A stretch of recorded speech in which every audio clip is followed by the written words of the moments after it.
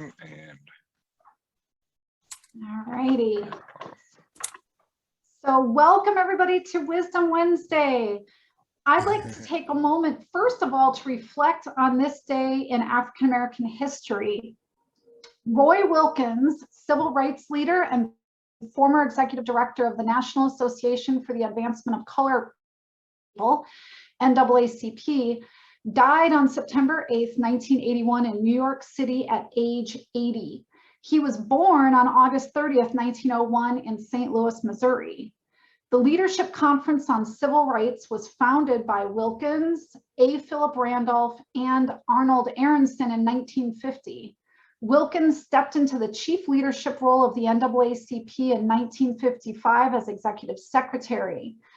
The position was renamed in 1964 to executive director.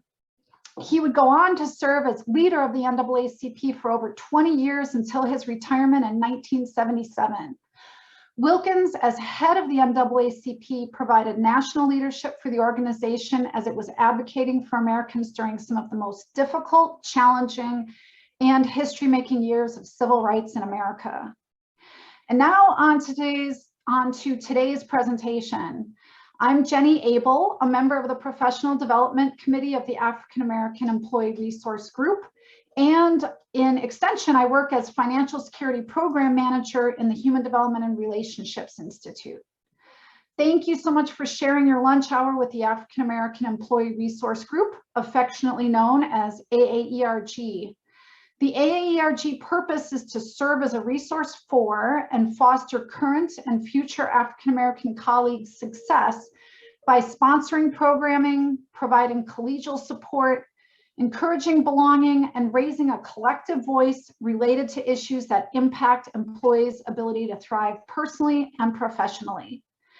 I'd like to take this opportunity to acknowledge and show appreciation for our AAERG leaders. Danielle Hairston-Green, Chair, Rick Mills, Secretary, Catherine Boris-Smock, Chair of the Members and Events Committee, Eva Terry, Treasurer, and James Bowling, Chair of the Retention and Recruitment Committee. I'm super excited to introduce August Ball, who will present today on cultural relevancy and the critical role that it plays in fostering a dynamic and diverse workforce. August helps environmental and community-based organizations address diversity and land stewardship needs through the cultivation of inclusive culture and creation of equitable green career pipelines. August is asked to introduce herself as part of her presentation, so I will go ahead without further delay and turn the presentation over to her. Thank you so much, August, for being with us today. Thank you so much, Jenny, and thank you, AAERG, for having me here today. So I decided to entitle this session, Think Global, Act Local, and to go over why cultural relevancy is critical to fostering a dynamic and diverse workforce and how you can incorporate it. So I'm seeing some familiar faces on the line, which means you know already that I have jam-packed this hour full of content.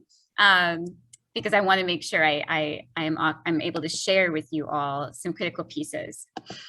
Now, some of you who don't know me might not be aware that we are a social enterprise and proudly a pending B Corp as well. This means that we take the profits from our consulting work and keynotes, presentations, and apply that to social impact work. For us, this means that we work with organizations all across the nation and also some international organizations as well. Our social impact work is connecting young people to the land and addressing the land management needs that have gone significantly underfunded. I'm sure many of you are very familiar with that and grappling with that reality. So we do this in a few different ways. We connect young people right here in Milwaukee County to conservation work in partnership with our local Milwaukee County Parks Department and the U.S. Forest Service. We do this also by helping and engaging young people, learning about invasive species, trail building, native planting, seed collection, and the like. We also have a green infrastructure program, which is a partnership with Milwaukee Metropolitan Sewerage District and the County Parks Department. This program engages young adults in the promotion of utilizing green infrastructure as a means to mitigate flooding, manage stormwater, and also support our aging gray infrastructure. These young adults go all around Milwaukee County and the MMSD service area, providing information to residents and homeowners about tactics they can utilize to remediate flooding, and as far as using, bioswales, downspout disconnects, installing rain gardens, and the like. We also work in the space of urban agriculture, and we do this in partnership with Milwaukee Public Schools and the Boys and Girls Club and UWM's Office of Sustainability. These young adults learn how to grow food from seed. They then, when we're not in a global pandemic, would work with local chefs and sell their salads to participants of, oh, I'm just noticing that my slides are auto advancing. Sorry about that. So they grow their food from seed, and then they work with local chefs to design salads and sell them at brewer games on Sundays when we're not in a global pandemic. This season, however, the students have donated all of their produce to anti-hunger organizations. We also have worked with the Alliance for Climate Education, which recently changed their name to Action for the Climate Emergency, helping to establish their decentralized models of fellowship, engaging high school students in activism and policy work in Madison and Milwaukee. Really proud to announce that these young adults, beginning in 2018 and onward, helped to register over 20,000 people to vote in the state of Wisconsin alone. And then new this year is our Fresh Coast, Fresh Start program, which is piloted with MMSD. This program is geared towards returning citizens. We want to make sure that everyone sees a place for themselves in the green economy. And so participants of this program work from April till October, getting trained in OSHA 30, getting prepared for the National Green Infrastructure Certification program that they will take the test, I believe, in a couple weeks. And then also working alongside other green infrastructure installers around the city. So that's just a little bit about Cream City conservation. Our goals for today are simple, but the process that we're going to get there is not. So our first goal is to explore how racial inequity, gender and sexual orientation, and social class informs the decisions and experiences in the workplace and society as a whole. Our other goal is to understand the concept of chronemics and high versus low context culture. Now, if that sounds Greek to you, just bear with me, as I'm going to expand on that in a moment. We're also going to conceptualize the way that white middle-class norms inform the world of work. So we're going to do this in this particular order. So we're going to begin by defining cultural relevancy and responsiveness. We're also going to define intersectionality and examine social class theory and the implications of classism in the workplace.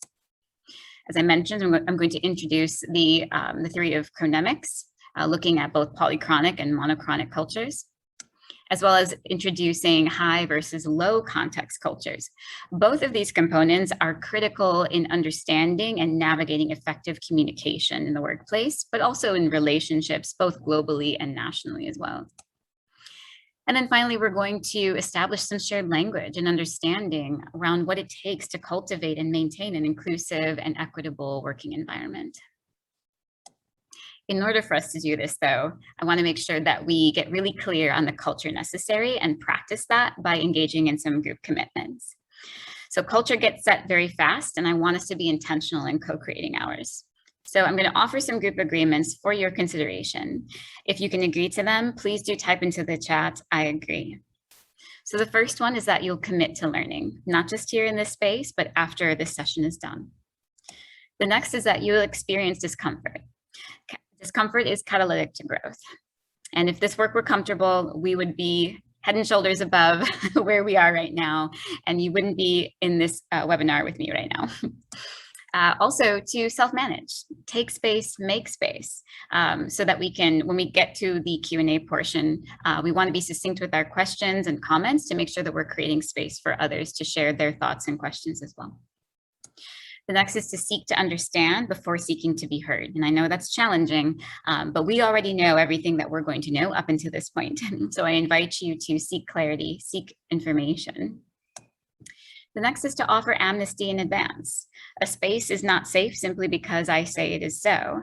We have to co-create a safer space together and operate from a standpoint that we are all good, capable, intelligent, and kind people.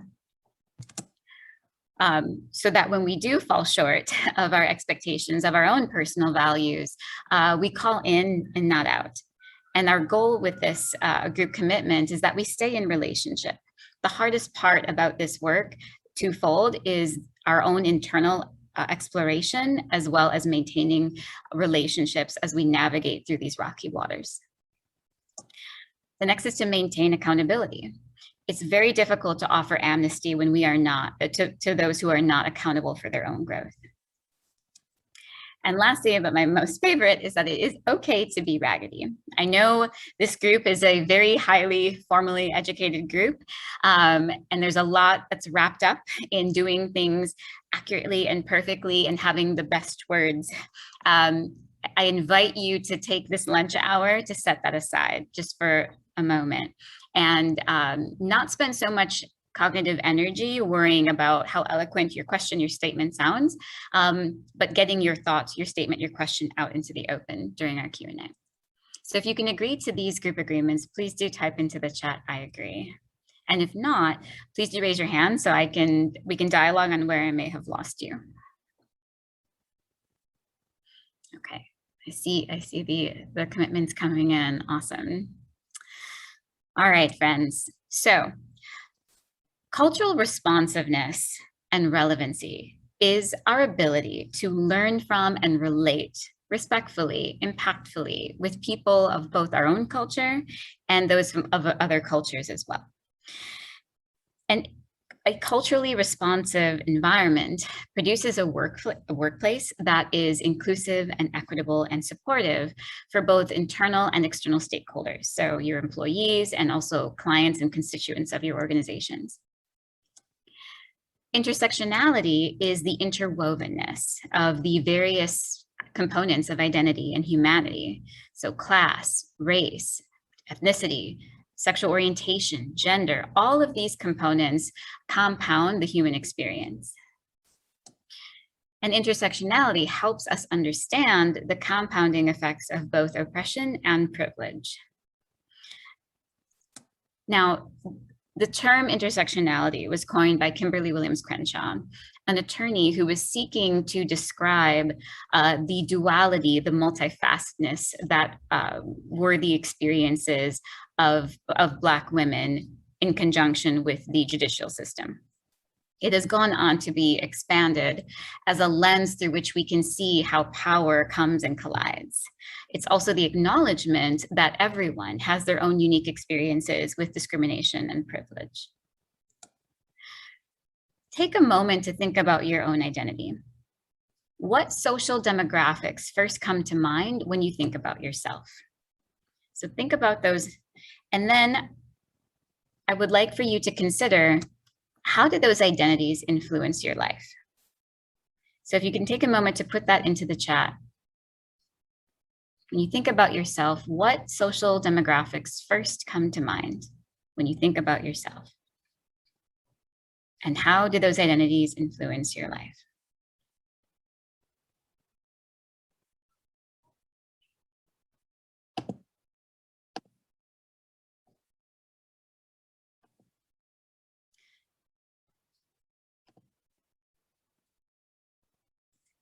Thanks. Yeah, keep those coming. Keep those coming as we go along. So our identities are multifaceted, right? As Audre Lorde says, none of us live or are concerned with one-dimensional issues because we do not live one-dimensional lives. And there are components to our identity that are visible, and there is also so much more that is not above the waterline, so to speak. Yet all of these identities have meaning. In fact, our identities do not form in a neutral environment. I want to introduce the powerhouse. The powerhouse is not at all an exhaustive list of identities, but my hope is that this will illustrate for us how our identities can compound our experiences of privilege while also compounding our experiences of oppression, and how those identities can also intersect, showcasing how we can experience both oppression and privilege at the same time, depending on our identities. So if I were to ask you, what is the dominant racial group? What would your answer be? And when I say dominant, I'm referring to who holds the most power, who's viewed as the norm, the standard. And you can feel free to unmute yourself or chat in. Yeah, Lisa, white straight male. Yeah, so white would be the dominant category. People of color or people of the global majority as the disadvantaged group or non-dominant group, and then racism being the ism. We can continue to unpack this with gender, sexual orientation, ability, class and wealth, education, age, national origin, and even religion. Now, again, as I mentioned, this is not an exhaustive list. We haven't even touched on neurodiversity, body type. For those of you who might be curious about education, we specifically have formal education and also non-traditional education. If you might be wondering, like, wait, younger, why is younger the dominant group? That is because that's who we portray as having value in our society, right? There's a lot of pressure. While we know that straight white men tend to, or white men in general tend to hold the most power in our society due to historical components. When we turn on the TV, when we flip through a magazine, the images that are portrayed, those who tend to be presented as the most valuable tend to be younger.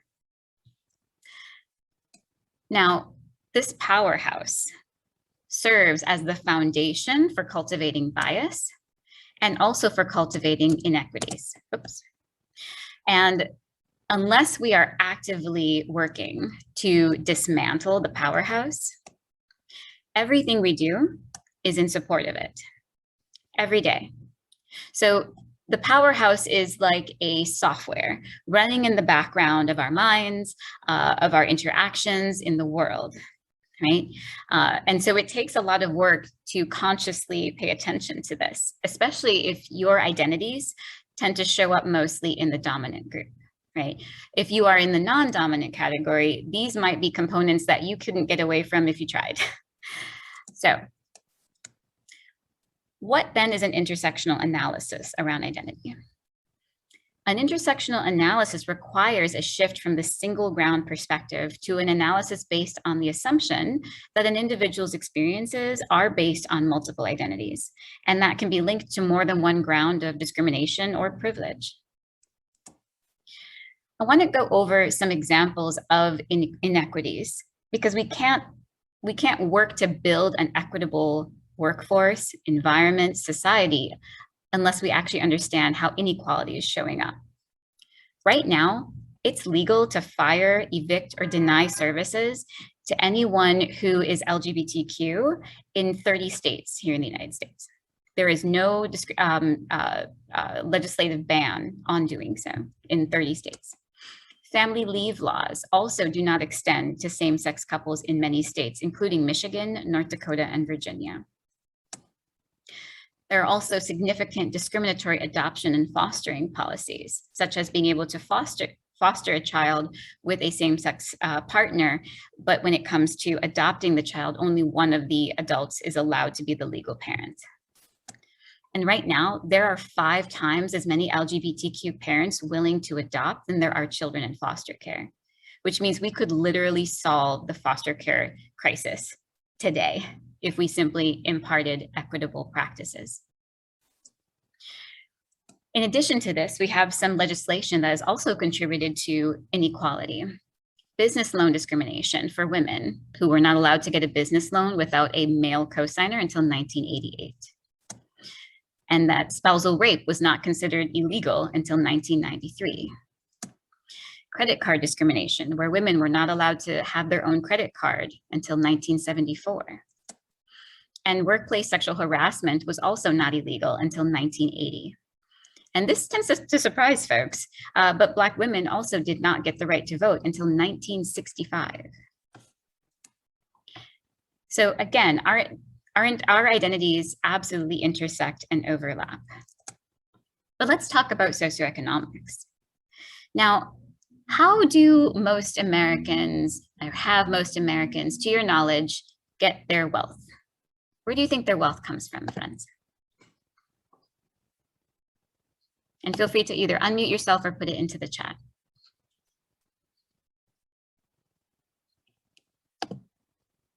Family inheritance, inherited wealth, transferred?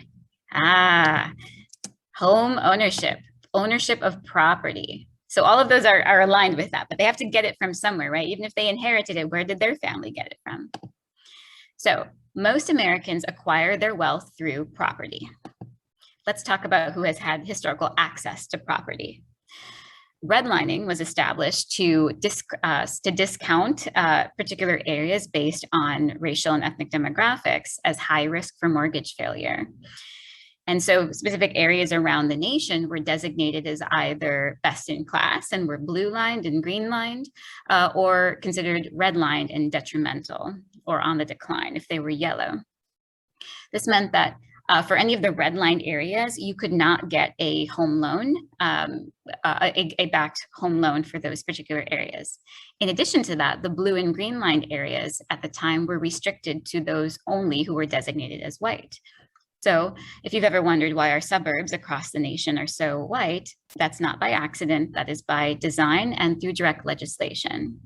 In fact, 91% of areas that were classified as best in class in the 30s remain to this day middle to upper class wealth-wise, and are still 85% predominantly white. This happened up until 52 years ago.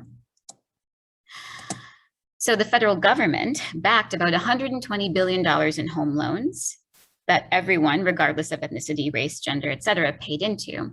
And yet 98% of that money went exclusively to whites.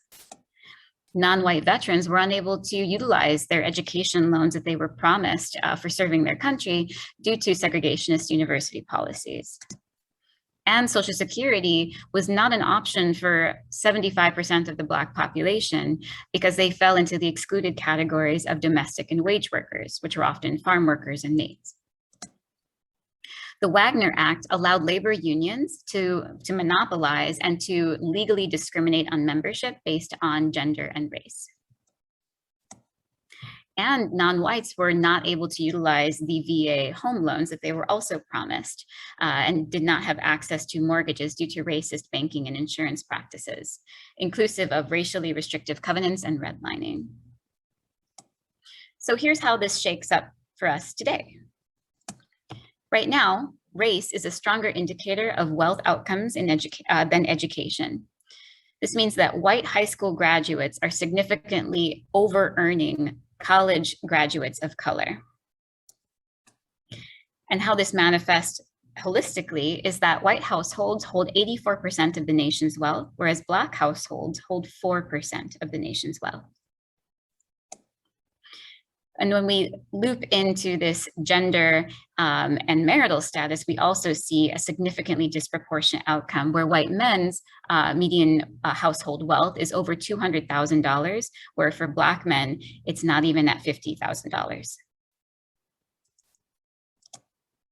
Some additional modern implications for this is that President Nixon has declared war on drugs had declared in 1971 and identified drug abuse as public enemy #1. What this resulted in was an increase in the federal prison population by over 600%. The 13th Amendment that followed Abraham Lincoln's Emancipation Proclamation introduced Black codes, which meant that activities that were typically legal if one were white were now considered illegal if one were Black. The 13th Amendment is still on the books and is very much so active. And it currently allows for slavery to be legal for anyone convicted of a crime. In the 80s and the 90s, the Reagan and the Clinton administrations expanded the war on drugs and increased the sentencing for nonviolent drug offenses, consequently increasing the prison population from 50,000 people to 400,000 by 1997 alone. And what's interesting about this, friends, is that race is a stronger indicator for likelihood for incarceration for nonviolent drug-related crimes than actual likelihood of utilizing drugs. So you can see whites actually use drugs at a higher rate than Blacks. And yet we see a very different story told in the demographics of who is represented in the prison system. We do, however, see a direct correlation between the war on drugs policies. This, friends, is why I think we should significantly reconsider the usage of the term social determinants of health and instead replace that with political determinants of health. Because these components are not simply socially based, they are the direct result of public policy and legislation. I also would like to remind us that the prison industry is a billion-dollar industry. Most of the household items that we consume and utilize are controlled by less than 10 corporations around the nation. It's also unknown just how big the prison labor industry is because guess what? No one's actually required to track it. The last nationwide census of prisons was done in 2005. And at the time, 1.5 million incarcerated people were working, which included 600,000 people in the manufacturing sector, which made up 4% of the industry. So individual prison systems and state legislatures decide how they count and regulate prison labor. So there's no central repository of information on prison labor. That is also not by accident. Some of our favorite household items and stores utilize and have utilized prison labor. Whole Foods, as an example, was found guilty of selling 12-pound bags of tilapia labeled from sustainable American farms, when in reality, those products were actually produced in Colorado prisons, with prisoners making 75 cents a day or less. The same is said for their artisanal cheeses. Another fast food giant, McDonald's, has utilized prison labor to make their uniforms and also produce some of their frozen food items. The textile industry is also not absolved from leveraging the benefits of enslaved labor in our prison system. Female inmates in South Carolina, via a third-party company known as Third Generation, were sewing apparel for Victoria's Secret. And whistleblower inmates were placed in solitary confinement when they exposed that they had been required to remove Made in Honduras labels and replace them with Made in America labels. Now, there's a big giant that oversees prison labor, so to speak, and that's the company called Unicor. Now, Unicor was established by the federal government, and it is state-owned, and it contracts out incarcerated workers to private companies. It was established in 1934, and it allows also for private prisons to charge the government $150 per day per inmate. So essentially, these companies get paid based on how full their prison beds are. Right now, 2.19 million people are currently incarcerated. In addition to this, Unicor manages 83 factories across the nation. And as of 2021, inmates were estimated to earn between 23 cents to $1.15 per hour. What I find is also interesting about prison labor is that many of the individuals who are working for various corporations while they are incarcerated are actually not eligible for employment with those same corporations once they've completed their service and completed their time in prison. Unicor alone brings in about $50 million in revenue on profit alone from farming out prison labor. So let's expand on this to look at social class theory. Now, I showcased the effects of inequitable practices in the prison system to showcase the impacts that has on labor as a whole. Why would someone pay a livable wage to a regular community member when they can pay someone 75 cents per day to produce the same product. I like to follow the money when I look at social inequities. In addition to this, however, most companies are tailored by and for white middle class norms and values. And this is because that's typically who manages most of our companies and corporations and organizations. So these so-called traditional workplace structures are actually skewed to support middle class norms. And they often don't account for those who come from a more financially challenged background.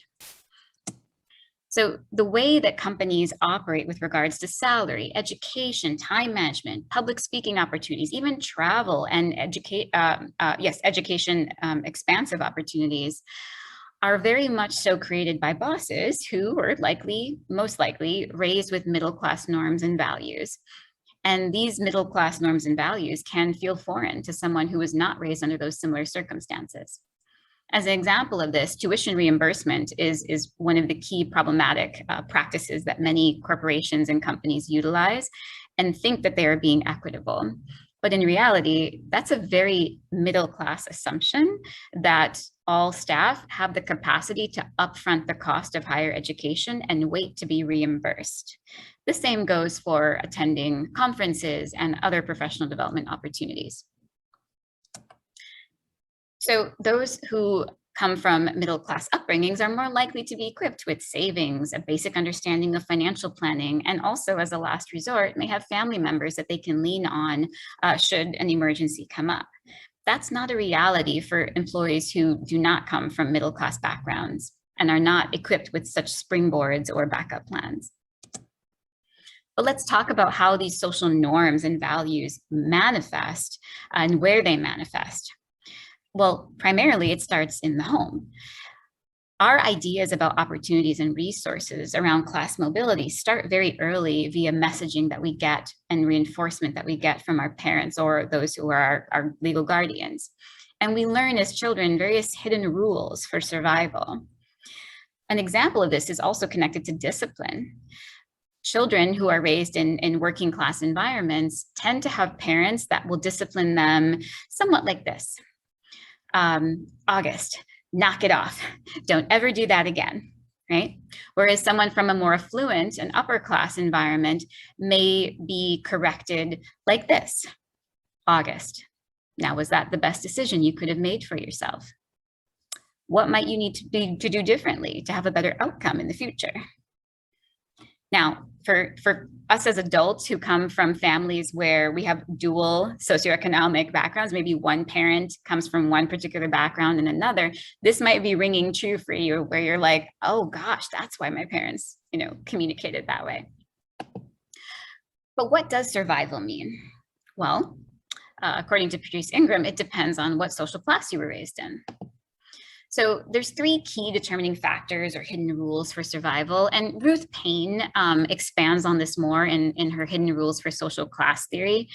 Now, granted, there is some critique about Ruth Payne's research and theory as it relates to the education system, but I believe in not throwing out the baby with the bathwater. So I'll share the links to this with you at the end of our time together. But working class families, those who are considered generationally in poverty, tend to value relationships, entertainment, and survival itself.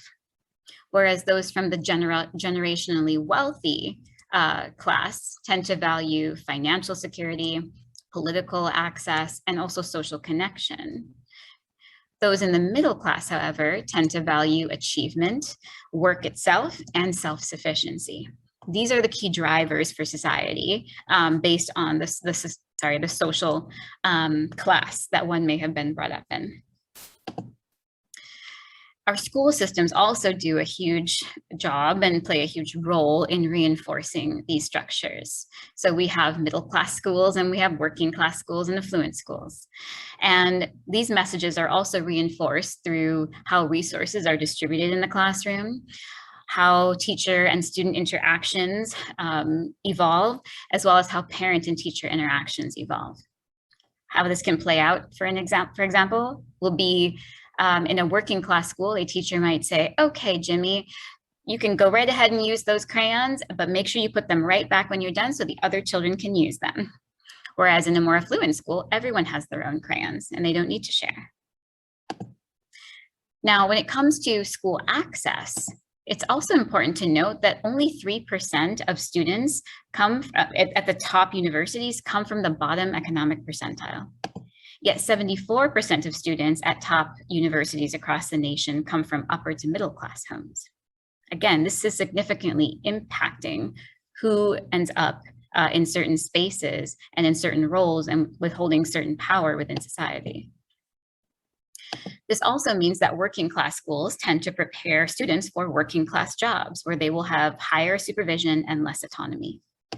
Whereas generationally wealthy and middle class schools tend to encourage reflection and promote expressive ideals and offer more complex and varied tasks to their students. Students are also encouraged to ask more questions and engage in autonomy in making decisions. Critical thinking is significantly promoted in these types of schools. Now, again, there's always an exception to the rule, but this is what the research says. It's not my research. In addition to this, when it comes to interactions with the students and the teachers, working class students might feel ignored by their teachers, who oftentimes are overworked and under-resourced. They might also perceive asking for help as a weakness versus curiosity. And we see this manifesting well into higher education. And thankfully, many universities have established support departments for first-generation college students because of this. Now, middle and upper class students tend to ask teachers more questions, and those questions are viewed as intellectual curiosity rather than disrespect, for example.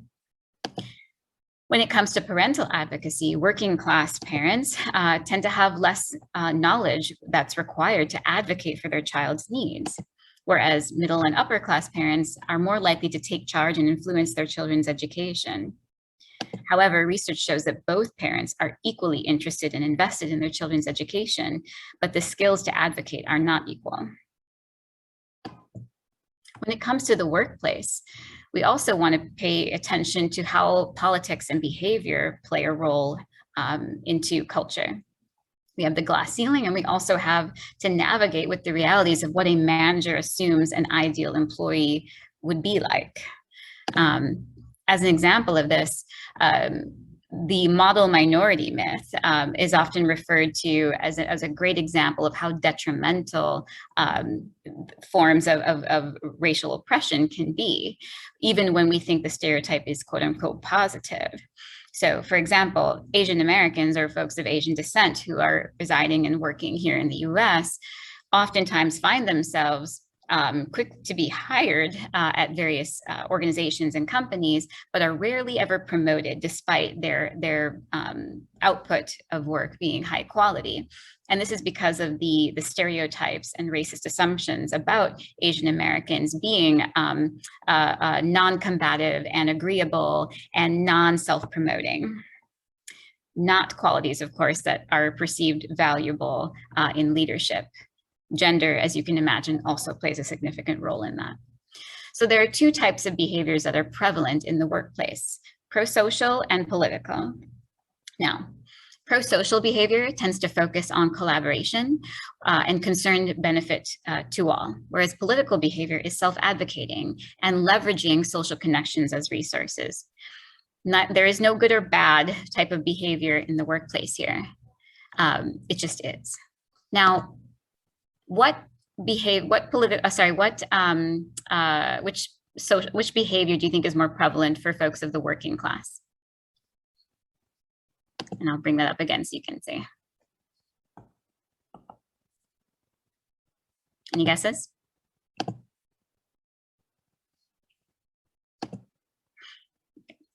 I'll move it along so that let's see, we have some guesses here. Yeah, so pro-social. So pro-social behavior tends to be more prevalent for working class individuals, whereas political behavior tends to manifest more for those of middle class and upper class identities. So working class employees are also less likely to seek promotions or aspire to higher ranking positions if they feel that engaging in political behavior will be required, not so much that they actually don't think that they're qualified to do the job. And because of this, working class employees on average are paid 20% less than their middle class and upper class counterparts. They're also less likely to seek pay increases and negotiate their salary from the get-go. So here's some common impacts that this has on workplace experiences. Preferences for higher social class, affinity bias for one's chronemic and context culture, and white supremacy veiled as professionalism. We also have feedback bias as well, which we're going to explore.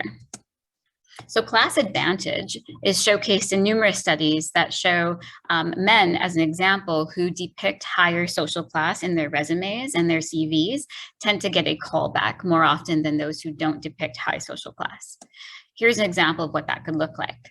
So for higher social class, they might note athletic awards, classical music as their interest, and sailing or polo as part of their interest in sports. These individuals, with a research done by the Harvard Business Review and Bertrand and Molinathan, saw that individuals who had identical resumes that listed these components received a callback 16.2% more than others. And those who listed lower socioeconomic class components on their resumes, such as awards for athletics on financial aid, country music, track and field, and pickup soccer, received a callback 1.3% at the time. Now to talk about chronemics.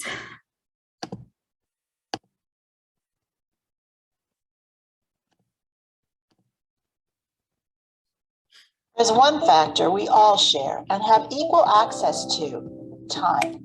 No matter who we are, each day we are presented with 86,400 seconds to use, lose, spend, or save. Not everyone or every culture views or values time the same way. Depending on where you live in the world, you have developed your view of time and what it means to how you conduct your day. One aspect of time that differs among cultures is chronemics, and that is the study of the role of time in communication. Time is money is a key saying in cultures that see time as linear and measured by tangible results. We call these cultures monochronic. In monochronic cultures, you learn sayings like, "A stitch in time saves 9," or "Time flies." Monochronic cultures see time as linear. Agendas specify how time is used, and the expectation is that certain things will be accomplished within a given time frame. Monochronic cultures set their watches and clocks, and time becomes the designated driver of what happens in the course of a day. In contrast are cultures that may appear to be more on island time. Polychronic cultures view time not as fixed, but as flexible. What happens in the course of a day is not measured on a to-do list, but more on a what did you get to-do list. Relationships are as important as tasks in most polychronic cultures. Lunch can run long if we are talking and discussing, well into a monochronic workday.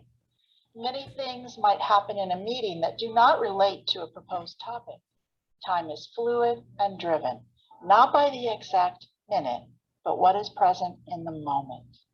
Most of the business world has adopted a monochronic time concept. Emails, project completion, and deadlines demand that we adhere to linear schedules, but much can be learned from stepping back when possible and allowing ourselves to experience time and relationship in a polychronic way. Edward T. Hall, the famous scientist who studied culture, said, 2 points that are very important points to remember and ask. Is it real and does it work? Both monochronic time and polychronic time are real, and they both work, just differently, garnering different results and varied experiences. So monochronic styles tend to do one thing at a time, whereas polychronic styles can do many things at once. Monochronic work styles tend to concentrate on the job, and polychronic individuals are able to manage disruptions well and shift gears very smoothly. Monochronic work styles tend to adhere religiously to plans, and polychronic styles tend to be more committed to people and human relationships. In addition to this, polychronic work styles consider an objective to be achieved if possible, and they also will change plans often and easily. For monochronic work styles, the concern is primarily about not disturbing others and following rules of privacy. Whereas for polychronic work styles, the concern is more so closely related, concerned with those who are closely related is prioritized over privacy. For monochronic individuals and cultures, we tend to show great respect for private property and seldom borrow or lend things. Whereas for polychronic cultures, borrowing and lending things happens often and easily. Monochronic cultures tend to emphasize promptness above all else and at all costs. And polychronic cultures tend to base promptness on the relationship itself. Monochronic work styles are also more accustomed to short-term relationships, whereas polychronic styles have a tendency to build lifelong relationships. Monochronic work styles are very low context, and polychronic styles are high context. Now, I want to talk a bit more about how monochronic and polychronic cultures can impact community engagement practices, right? And even business. As an example, if I am a monochronic, have a monochronic work style, and I'm trying to do a project with a colleague at a different organization, and their style is more polychronic, I might find myself getting very frustrated that they want to meet for lunch or go for a walk when I just need them to respond to my email. And someone who is polychronic might be very frustrated and even offended by my very impersonal interactions with relation to business. I might have a service I want to provide, and I might just say, well, do you want to buy or not? And they might be thinking, well, I need to get to know you. Like, what's your character? What was your upbringing like? And I'm thinking as a business person, that's awfully personal. I just want to know if you want to buy this coffee mug or not, So low and high context. We're going to showcase a quick review of that. In a low context society, while we are communicating, we assume that we have a low level of shared context. What does that mean? It means that we don't have the same reference points or the same body of knowledge or relationships, that we have a low level of shared context. So in a low context society, we believe that good, effective professional communication is a communication that's very explicit, that's very simple and very clear. In a low context society, we're trained that if I want you to understand blue, then I have to say blue, literally. We're trained in a low context culture that if I give a presentation, I should tell you what I'm going to tell you, and then I should tell you, and then I should tell you what I've told you. Why do I tell you the same thing 3 times? Because we're focused overall on making sure that the message was passed simply and clearly. In a high context society, while we're communicating, we assume or consider that we have a larger body of shared context, that we have the same reference points, body of knowledge, information. And because we assume all of this shared context, in a high context society, we believe good, effective communication is a communication that's more implicit or layered or nuanced. I had a German individual who said to me, Aaron, in Germany, at the end of a meeting, we almost always do a recap. First, we do a verbal recap, and then we do a written recap. That's low context, right? Clarification, clarification, clarification. He said, now that I've been working frequently with the French, I often find that at the end of a meeting, I'll get ready to do a recap and my French colleagues will just stand up and someone will say, et voila, there it is. And I'll think to myself, but voila, what?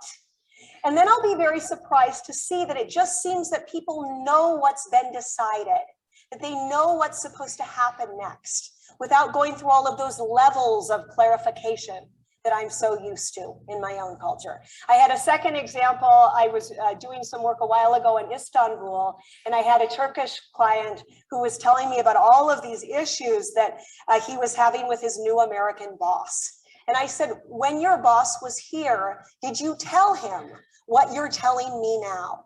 And he said, well, you know, Aaron, I made it known so that he could see it if he wanted to see it. And I thought to myself, he probably didn't see it, right? I'll give you a third example from China. I was giving a presentation at a conference in China last year, and all the people in the room worked for the same multinational American company. Before I worked with them, the chairman, who was this American from New York City, gave a presentation that went very well, and then he left. Afterwards, when I was working with the group, we were talking about this, and I had the Chinese human resource director raise his hand, and he said, you know, Aaron, this concept is very interesting to me, because the whole time the chairman was talking, I was trying to make sure that I was listening with all of my senses, that I was picking up all of the levels of meaning that he might be trying to pass. Now that I look at this, I'm asking myself the question, is it possible that there was no meaning beyond that, you know, first those simple words that he was saying? And I thought to myself that that chairman would have been really surprised to not think that anyone was trying to understand his message beyond the first degree.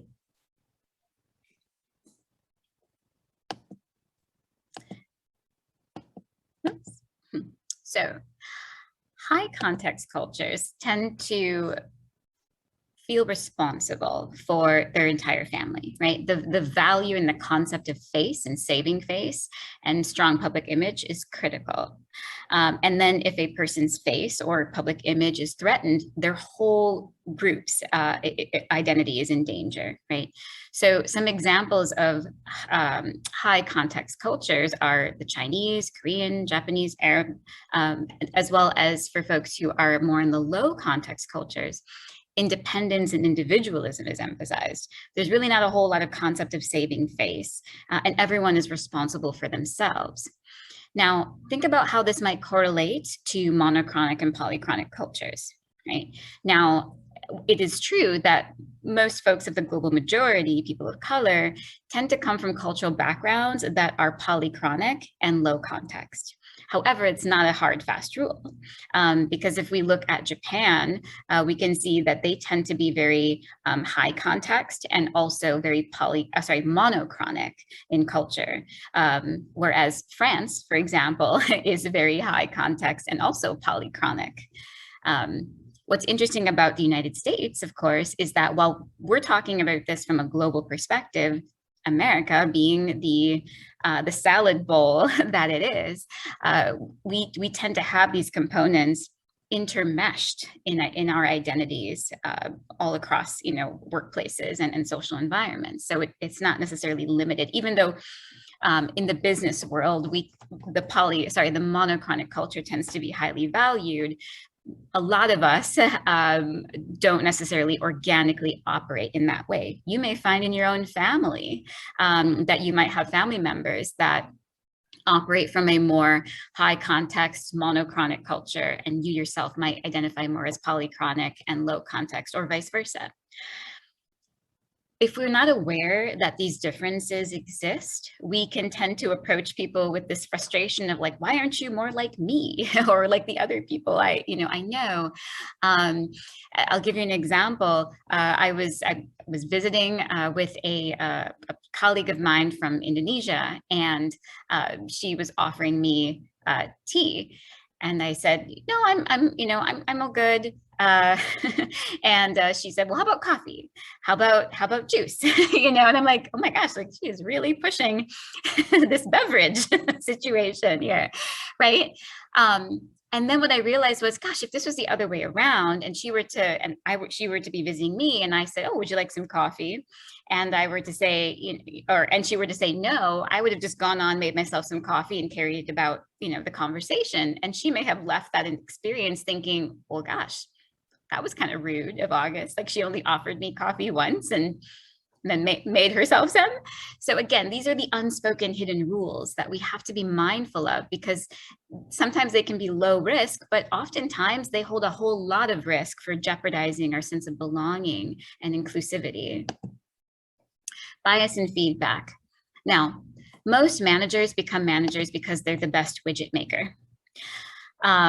But the skills that it takes to be a widget maker and to manage a team of widget makers are not the same, right?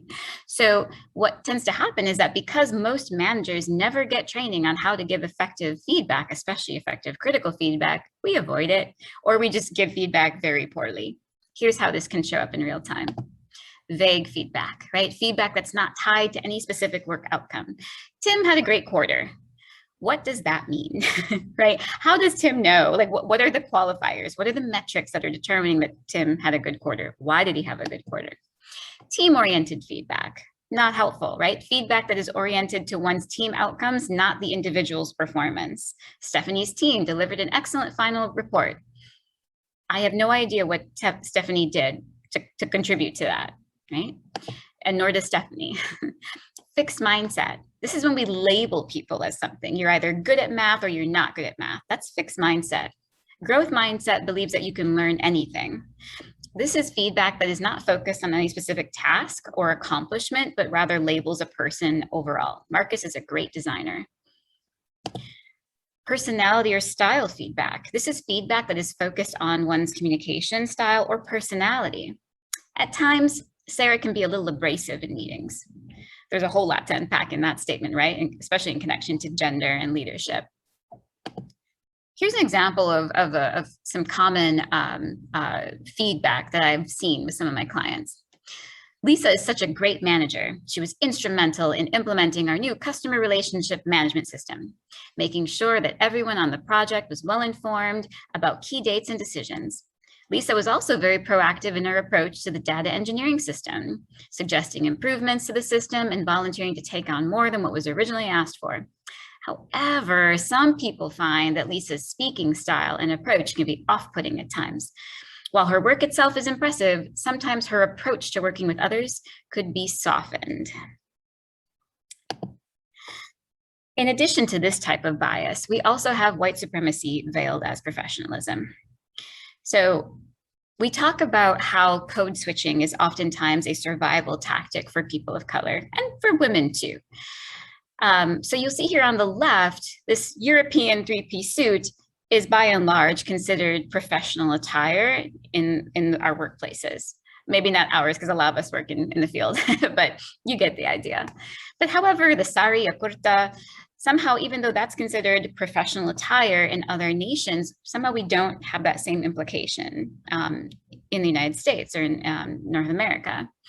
And I get that white supremacy feels like a really heavy term to use in this space, but I want to help reorient us, because this is what we think white supremacy is in totality, and it is not. White supremacy is far more nuanced and layered and leveled than this. White supremacy is actually the ideology that white people and the ideas and thoughts and beliefs and actions of white people are normal, superior to those to people of color and their ideas, thoughts, beliefs, and actions, right? So our understanding of racism, of white supremacy, is oftentimes limited to violence, right, and hatred of. And if we can move and expand on our understanding of that, we would be so much further ahead in disrupting some of these problematic cultures and practices. Another example of white supremacy veiled as professionalism is policing one's hair. The assumption that straight hair is professional and anything that's not straight is unprofessional. Interesting fun fact, 65% of the US population naturally has curly, kinky, or coily hair. Yet even hairdressers can go through an entire course and come out with their degrees and their certificates not knowing how to cut nor care for curly hair. And that, my friends, is white supremacy. Prioritizing racial reconciliation over justice. Friends, we cannot have reconciliation without accountability and justice. One of the most popular deflection strategies that is used is calling for racial reconciliation without ever accounting for or acknowledging past and current inequities. And reconciliation only serves to help white people not be uncomfortable. And it just serves to sustain the status quo. And stereotypes, biases, and power, these all impact our perception of self and our views of others. And we don't have to believe stereotypes for it to influence our decisions about people and their capabilities. Case in point, if I asked you all to think of a doctor right now, if this is the image that popped up in your brain, even if that might not even be the image of your physician, it's not because you consciously believe or think that only a middle-aged white man who's able-bodied is capable of being a physician. This is just the image that is so significantly promoted to us because that's who has had historical access to become a physician. And while we're working on disrupting this and shifting and promoting equitable representation, we are not there yet. So some considerations. Some of the ways that this impacts the experiences in the workplace are through covering, whether that's covering one's socioeconomic class, covering their racial identity by trying to assimilate and also internalizing racial oppression, stereotype threat, right? Going into spaces where you might be one of the only people of your identity group and being fearful that you might fulfill a stereotype, so much so that your entire cognitive ability is focused on not fulfilling the stereotype rather than actually being able to do the job you were hired to do. Racial battle fatigue. Getting emails and text messages from friends and colleagues saying, oh, what are your thoughts about this latest police brutality situation? Or what do you think about this? Stop doing that, friends. Stop it. Internalized oppression, right?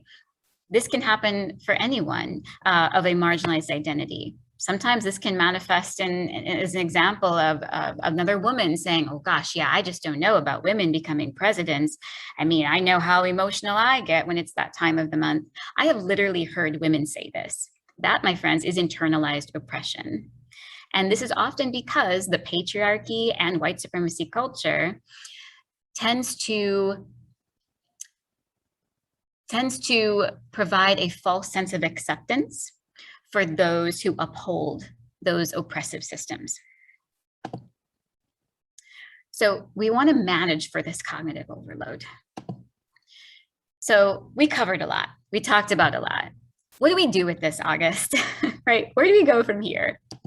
Well, for one, we need to start embedding intersectionality into our justice, equity, diversity, and inclusion work.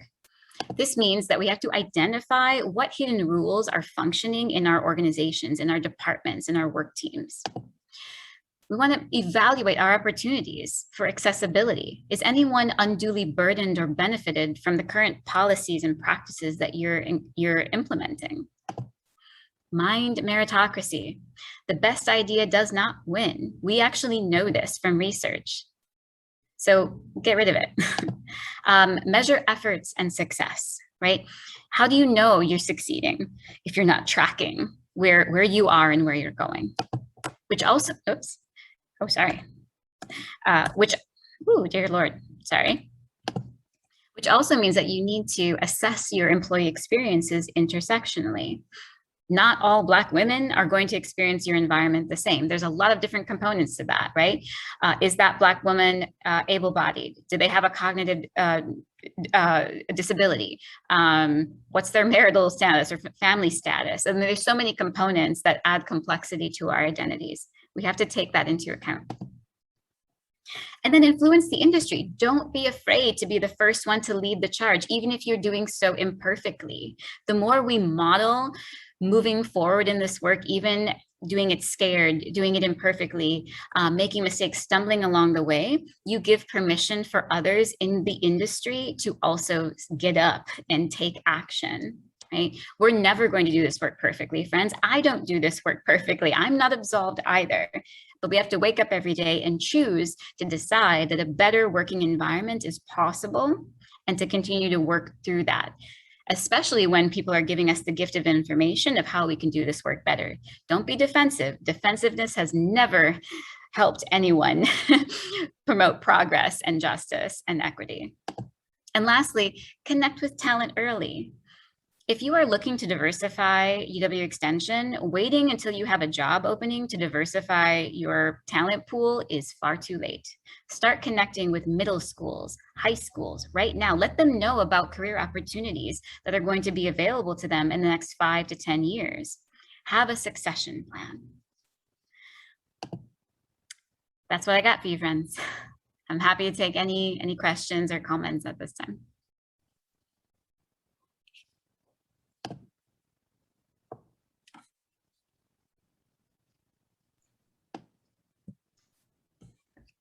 So August, we've got a question in the chat already asking, could you say more about mind meritocracy? Yeah, so meritocracy is the assumption that anyone who has succeeded has done so solely on their own merit, right? And that if someone is in a leadership position, they've purely earned that because of their own hard work. And I'll give you an example of how this shakes out, right? I think we can all think of a singer that we don't think can sing, right? And we probably have a family member that we're like, my cousin Sam could sing circles around name celebrity, right? But then we find out, oh, celebrity is the daughter of such and such, or their parent was a stage mom, whatever it is, right? And you're like, ah, okay, so proximity. And then we're like, that's how they got into that, right? The same thing happens in the workplace. We have to acknowledge that our identities do play a role in how we experience the world of work. As another example, I, as a cisgender woman, absolutely have to acknowledge that being a small-bodied cisgender woman plays a huge role in eliminating some barriers that I would probably encounter if I had a cognitive disability, if I was not able-bodied, if I was of a larger size, right? Like it's my responsibility to acknowledge that. Not that I don't work hard, because trust, I work 60+ hours a week, but that there's more to it. It's layered. Yeah. Any other questions and thoughts?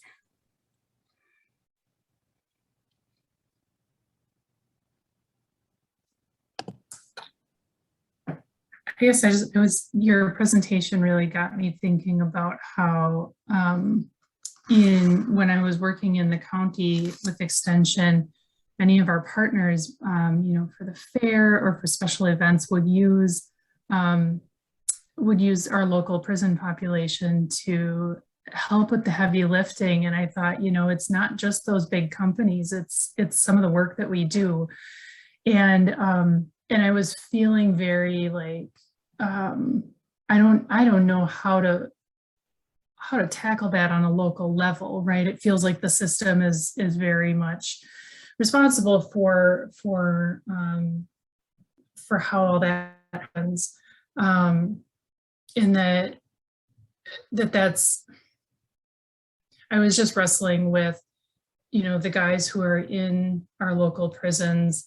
That's a way that they do earn a little bit of money. And so using them in that way is a benefit to them, but obviously they're not earning what their work is worth.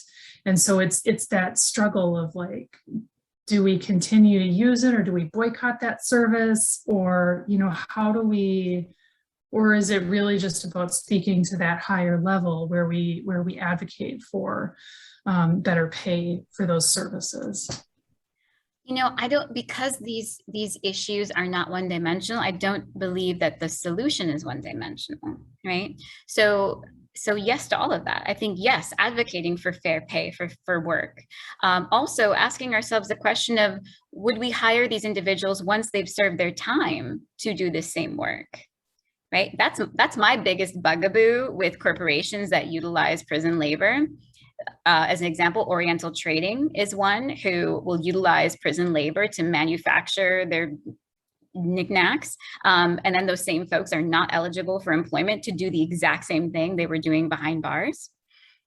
So not equitable, right? So I think asking ourselves the question of, okay, what are the benefits and what are the cons? Where is the undue burden and undue privilege occurring here? And what can we do to like manage for that?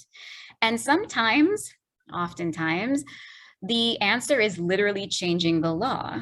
I'll be transparent. I am very much so a pro-union individual. And I will say that unions have also done a significant job of also doing some harm, right? Like historically. As an example, I have a client right now that is unionized and they want to diversify their organization, but based on how their bylaws were written, they're over 80% white women. And so they're not allowed to hire anyone into management positions who is not already within the organization, which means they're only allowed to promote from within. So it's literally going to be 50 years before they actually will have a workforce that is representative of the general population. So we have to ask ourselves, do we continue down this? Like, just because something is law doesn't make it just and equitable. We have many examples of that, no?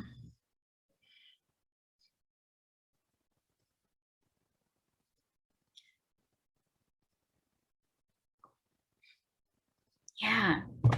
Any other thoughts, questions? Remember, it's okay to be raggedy. I appreciated your presentation for a bunch of reasons. Thank you. But one of the things that I was thinking about, the high and low context idea was new to me, and I really appreciated it. And I appreciate it. I've been thinking about, you know, my family, my mom's family came from Germany. So we've got the German Midwestern going on, but there's also this like passive aggressive stereotype that I will say Midwestern, and it happens in my family some. And I was thinking about how there's those layers. So we come from a low context, but there's also this high context part of that, you know, the question really has like 5 layers of meaning, and what are you really saying with the facial expression? And so I just thought about that, and it was like this mix. So it's interesting. Yeah, definitely. There's also something, I believe it's called the ask culture. I might be butchering that, but it's actually prevalent for in households where there is substance abuse, where the child, for example, grows up learning not to ask for anything unless they know the answer is yes, and that carries on into adulthood.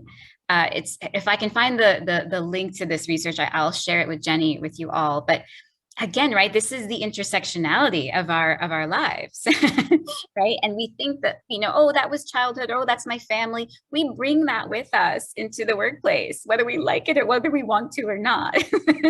So, yeah. Yeah, thanks for sharing that, Rachel.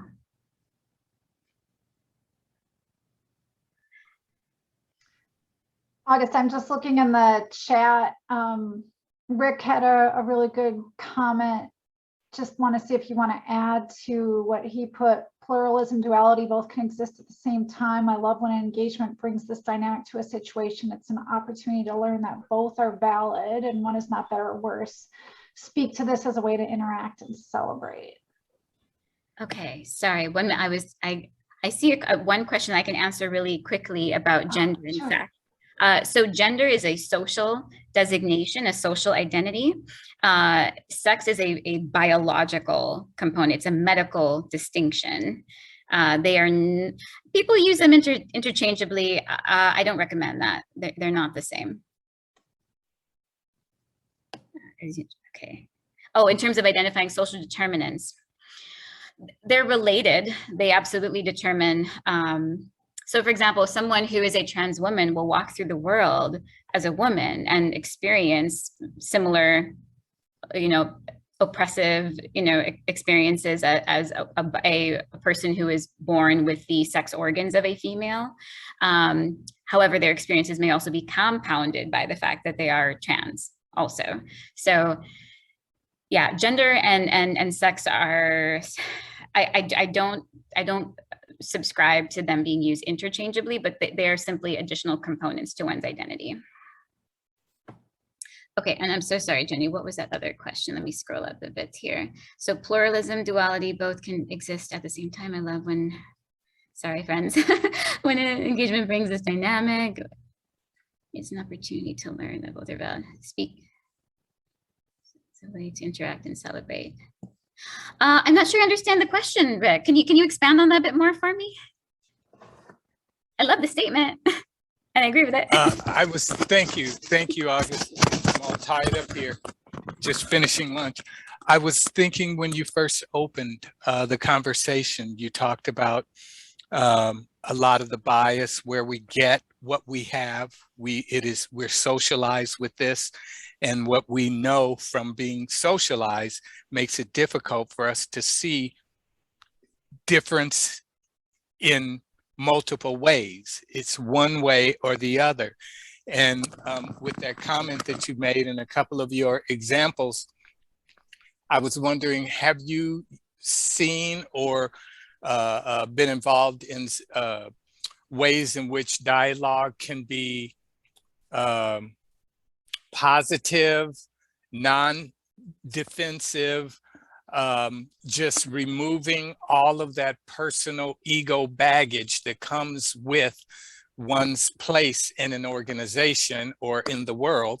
I'm just trying to see how you have used pluralism or duality as a good thing, not as a either or.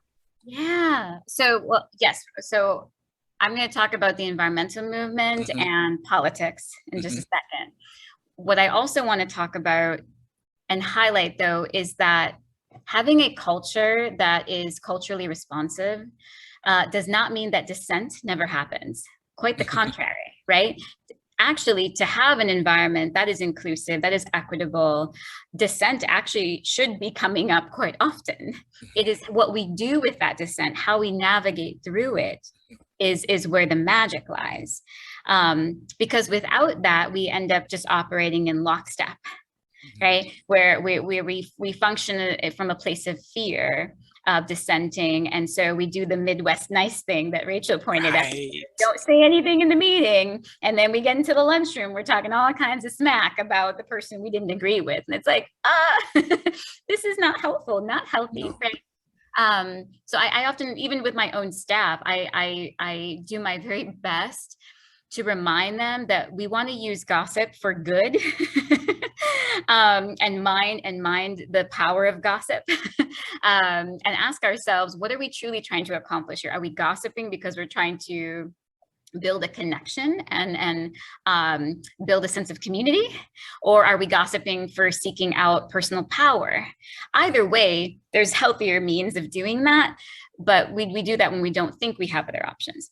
Now, in regards to the pluralism and duality, I like to lean on the example of bringing together folks from both, rural communities and urban communities, and folks who identify as conservative and also progressive, to state that, hey, Jim from Eagle River, I need you on my task force. I need you on my team because you know what the values are, what the concerns are of community members in Eagle River, right? I need folks to support this piece of legislation, right? I need folks to back protecting our waterways, addressing,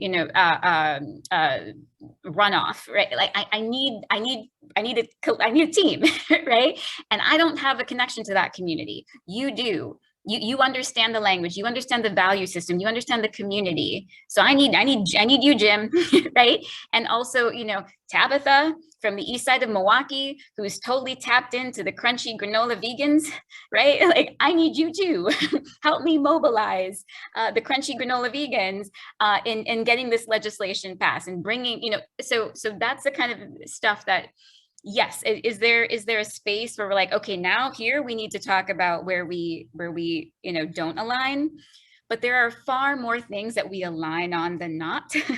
And I think, not to say that we ignore the parts that we don't align, but I think just celebrating the differences for the value that it adds, rather than always looking at every piece of difference as something to be overcome, I would say is mission critical to progress. Luciana.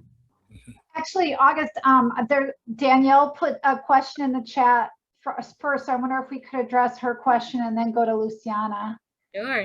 So Danielle's got a question about social versus political determinants of health. Okay, let's see. Curious to hear more. I heard you advocate for using political determinants of health over social. Can you say a little bit more experience of if political is more appropriate than social in case? So social determinants of health, can't think of how to present this succinctly.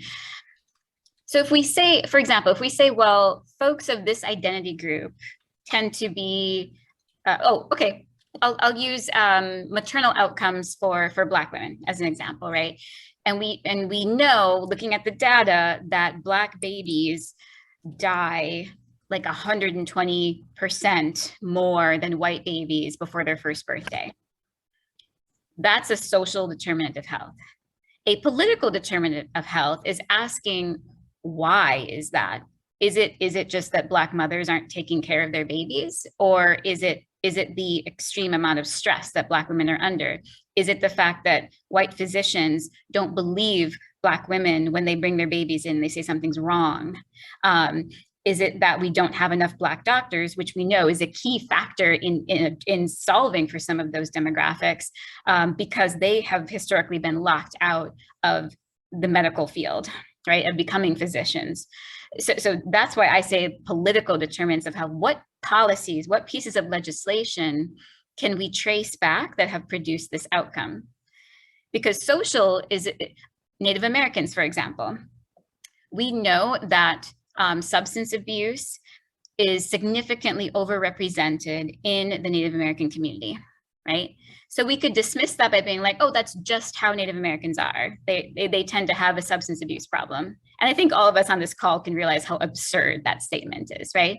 But if we track back policy, we can see that, oh gosh, wow, well, so if generation after generation up until 1996 had their children taken from them and sent off to a residential camp where their children were molested and murdered, how might that impact the mental health of an entire population of people? That's what I mean by the differences between social and political determinants of health. I hope that's more clear. Okay.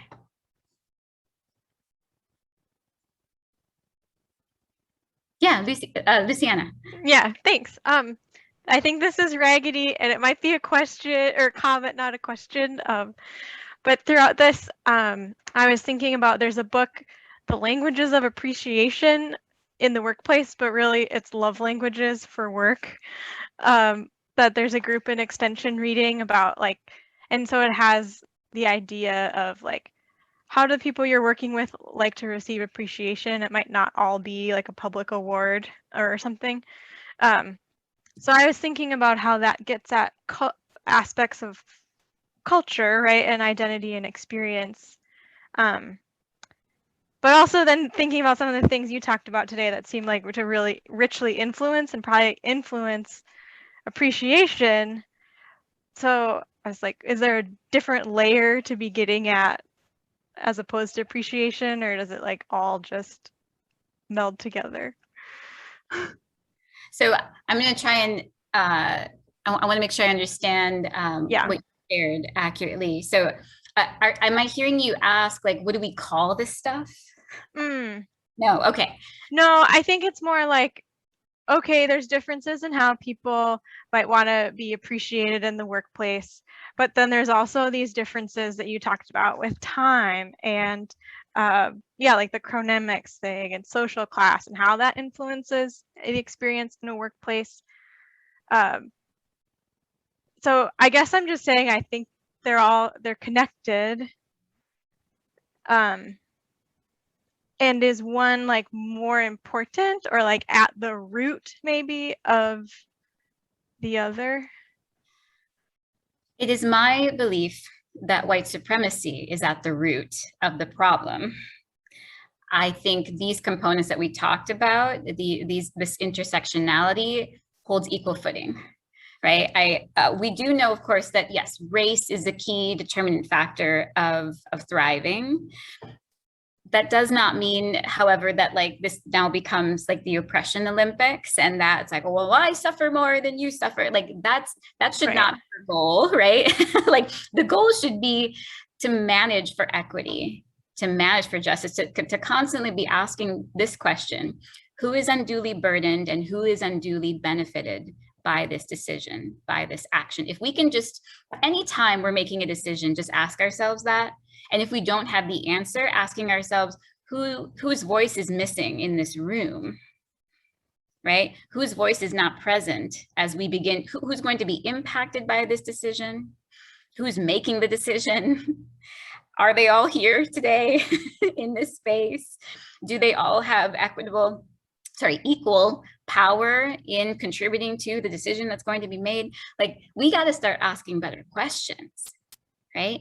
And so often, especially when we're trying to do community engagement projects, we're like, oh, we'd love to be equitable, we'd love to be inclusive, but we're on a deadline. This grant needs to be sent in tomorrow. So like, hey, you know, representative from the Ojibwe tribe, if you could just give us like a 2-sentence statement that we can include in our proposal so that we look like we included you, that'd be awesome, right? We got to stop that. And I understand, trust me, it's not lost on me that sometimes that literally means, but then if we don't get the report in August or the proposal and we don't have any money coming in, like we don't have a job. These are the things we have to grapple with. So then is doing your job, if doing your job means we contribute to harm, then maybe we should really be asking ourselves, why? Why are we willing to make that sacrifice, right? It's like being late for a meeting. Speeding